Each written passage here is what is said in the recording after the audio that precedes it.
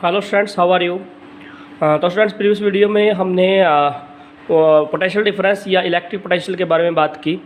तो मैंने उसमें बिल्कुल क्लियर आपको बता दिया कि अगर क्या करते हैं आप चार्ज को one point of conductor to another point of conductor अगर सेंड करना चाहते हो तो you have to apply some pressure, that is electric pressure. और उस चार्ज को one end to another end conductor में फ्लो करने के लिए जो वर्क का बैटरी को करना पड़ रहा है, that वर्डन per unit charge, that is potential. वो लास्ट वीडियो में मैंने डिस्कस किया है। आज हम आपके साथ स्टूडेंट्स इंपॉर्टेंट टॉपिक करने वाले हैं, दैट इज सर्किट डायग्राम। ठीक है, अब हम बात करेंगे सर्किट डायग्राम। ठीक है, circuit diagram, that is circuit diagram. Students देखिए, बेसिकली जब हम क्या करते हैं किसी सिस्टमेटिक वे से अरेंज करते हैं किसको, कंपोनेंट्स को, और जितने भी इलेक्ट्रिक कंपोनेंट्स हैं, इलेक्ट्रिक कंपोनेंट्स क्या है, जैसे रेजिस्टेंस एक इलेक्ट्रिक कंपोनेंट है, रियोस्टेट एक इलेक्ट्रिक कंपोनेंट है, एमीटर, वोल्ट मीटर, ये सारे इलेक्ट्रिक कंपोनेंट्स हैं। ठीक है, तो जब इन इलेक्ट्रिक कंपोनेंट्स को एक सिस्टमेटिक वे से अरेंज करते हैं, सिस्टमेटिक वे से अरेंज करते हैं, ऑर्डर में अरेंज करते हैं और उनको उनके सिंबल से रिप्लेस करते हैं। कहने का मतलब क्या है कि उस इलेक्ट्रिक कंपोनेंट को ना रख के उस डायग्राम के अंदर उनको सिंबल से जब लिखते हैं तो वो क्या बन जाता है आपका सर्किट डायग्राम। तो सर्किट डायग्राम क्या है, it is systematic, it is systematic arrangement of systematic arrangements of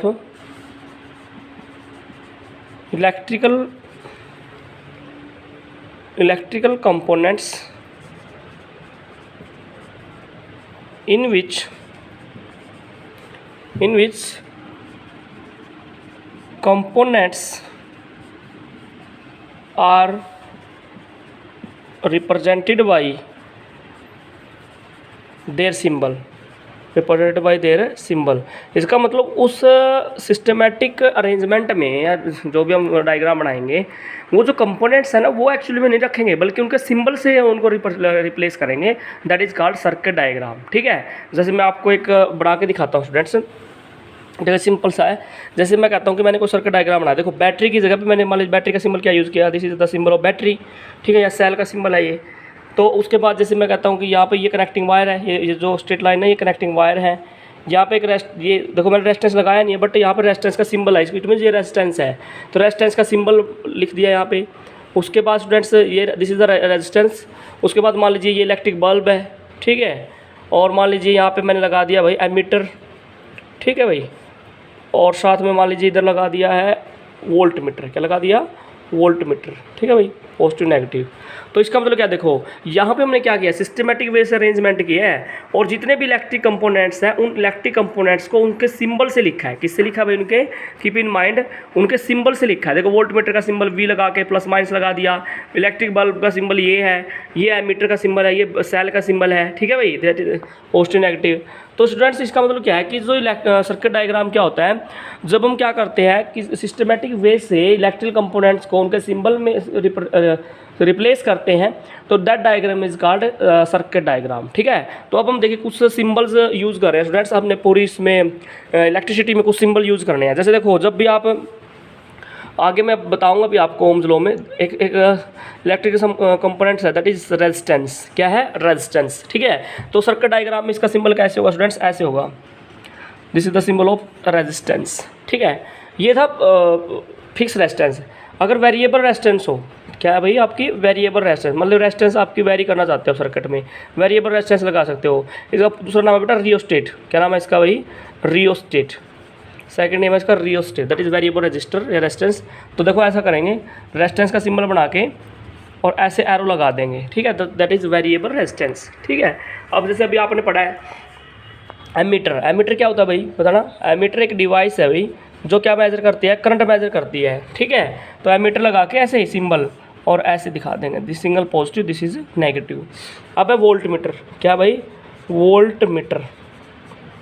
volt meter V लगा के ऐसे दो एंड पे लगा दिया, दैट इज पॉजिटिव नेगेटिव। तो this is the symbol of voltmeter, this is the symbol of ammeter, this is the symbol of rheostat variable resistance and this is the symbol of resistance. ये किसका symbol है भाई, resistance का symbol है। ठीक है, और बहुत सारे सिंबल हैं। देखिए ये किसका सिंबल है, ये एक सेल का सिंबल है। ठीक है, लेकिन अब हम जब क्या करते हैं, ऐसे बहुत सारे सेल कनेक्ट कर देते हैं तो ये क्या बन जाती है भाई, बैटरी बन जाती है। तो this is the symbol of cell, this is the symbol of battery ये आपका क्या हो जाएगा बैटरी, क्योंकि कनेक्शन जब आप मोर देन वन सेल को कनेक्ट करते हो तो वो क्या बन जाती है भाई आपकी एक बैटरी बन जाती है। क्या बन जाती है भाई?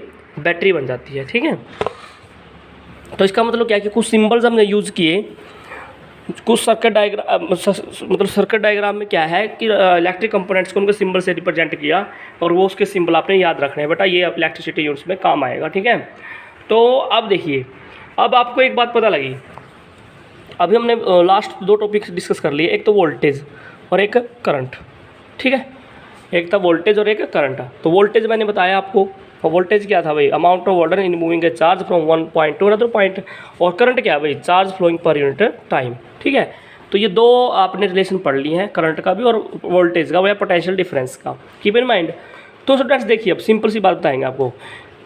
ओम्स एक साइंटिस्ट थे, ठीक है, तो उन्होंने क्या किया, वोल्टेज में और करंट के बीच में एक रिलेशन बनाया। ठीक है, he stabilize a relation between voltage and current. ठीक है, तो देखा होगा आपने कि जो सप्लाई आती है वो क्या आती है? वोल्टेज आती है। क्या आती है भाई? वोल्टेज। ठीक है, और वोल्टेज से क्या बनता है भाई? करंट। इसका मतलब वोल्टेज क्या है? वोल्टेज उसका ओरिजिन है।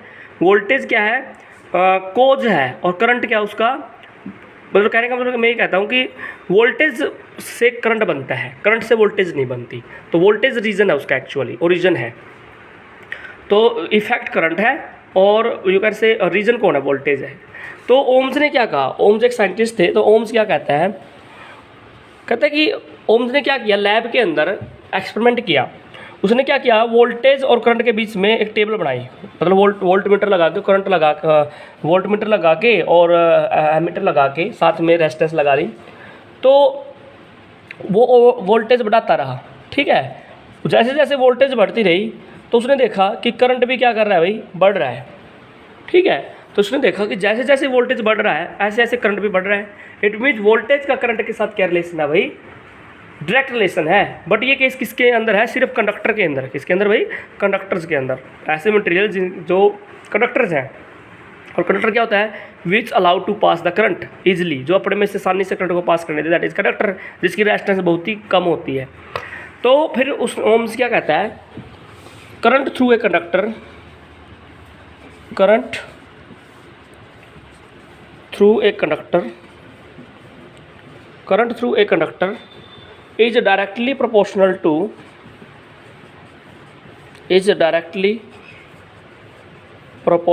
to voltage. Current through a conductor is directly proportional to voltage, ये कहता है ओम्स। प्रोवाइडेड दैट, लेकिन कंडीशन क्या रहेगी भाई? प्रोवाइडेड दैट फिजिकल कंडीशंस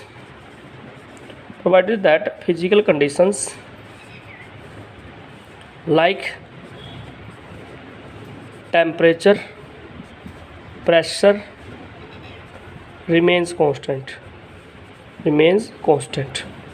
तो क्या कहता है ओम्स, सुनिए, कहते हैं current through a conductor is directly proportional to voltage provided that physical conditions like temperature, pressure remains constant. It means current है ना, वोल्टेज के क्या भाई? डायरेक्टली प्रोपोर्शनल है। इसका मतलब जितनी ज़्यादा वोल्टेज लगाओगे उतना ही ज़्यादा क्या बनेगा भाई? करंट बनेगा। तो more is the voltage, more is the current. ठीक है, तो ओम्स ये कहता है कि बट कंडीशन ये रहनी चाहिए कि जो फिजिकल कंडीशन है, जैसे टेम्परेचर है, प्रेशर है, ये कॉन्स्टेंट रहनी चाहिए। तो इसका मतलब ये हुआ कि ये रिलेशन तभी वैलिड होगा जब टेम्परेचर कांस्टेंट रहेगा, प्रेशर कांस्टेंट रहेगा। अगर मान लीजिए एक्सपेरिमेंट आप मॉर्निंग में करते हो, आफ्टरनून में करते हो, इवनिंग में, तो एवरी टाइम रिलेशन क्या आपका सेटिस्फाइड ना हो, क्योंकि जो फिजिकल कंडीशंस है टेम्परेचर की, प्रेशर की, वो चेंज हो जाती है एनवायरनमेंट के साथ। ठीक है, तो एनवायरमेंटल कंडीशन है जो फिजिकल कंडीशन, वो चेंज नहीं होनी चाहिए। ठीक है, तो ये कहता है भाई ओम्स। अब ओम्स ने क्या कहा, देखिए ओम्स ने कहा कि भाई current directly proportional to voltage.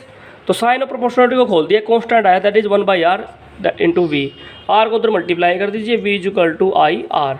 तो इस यहाँ पे जो आर है ना, आर इस एक कांस्टेंट है भाई, यहाँ पे इसका नाम दे दिया उसने रेजिस्टेंस। क्या नाम दे दिया इसका? नाम है रेजिस्टेंस। ठीक है, तो हम बताएंगे ना कि रेजिस्टेंस होता क्या है। तो जस्ट उसने क्या किया, v equal to I R, और इसे क्या बोल दिया उसने? Ohm's law. क्या बोल दिया भाई इसे? ओम्स लॉ बोल दिया इसको। ठीक है, दैट इज ओम्स लॉ। तो वोल्टेज और करंट के बीच में लीनियर रिलेशनशिप था। तो फिर उसने क्या किया, एक ग्राफ प्लॉट किया। ठीक है, उसने वोल्टेज को इधर ले लिया, आई को इधर ले लिया, तो I upon V I upon V that is 1/r। तो स्ट्रेट लाइन ग्राफ मिला भाई, इसका जो स्लोप था that is equal to slope क्या था 1/r। स्ट्रेट लाइन ग्राफ मिला भाई करंट वर्सेस वोल्टेज के बीच में। फिर उसने देखा कि अगर ग्राफ ऐसे प्लॉट की जाए वोल्टेज वर्सेस करंट, तो फिर स्लोप आता है भाई r, क्या आता है r, ठीक है, दैट इज कांस्टेंट। तो इट मीन्स उसने ग्राफ प्लॉट किया और वोल्टेज और करंट के बीच में क्या रिलेशनशिप आया भाई, लीनियर रिलेशनशिप आया, ठीक है। तो नेक्स्ट वीडियो में स्टूडेंट्स हम देखेंगे रेजिस्टेंस क्या होता है, रेजिस्टेंस की प्रॉपर्टीज़ क्या है, ठीक, किस फैक्टर पर डिपेंड करेगी, ठीक है स्टूडेंट्स। ये तो इस वीडियो में अगर आपको कोई प्रॉब्लम है तो you may take your doubts. Thanks for watching.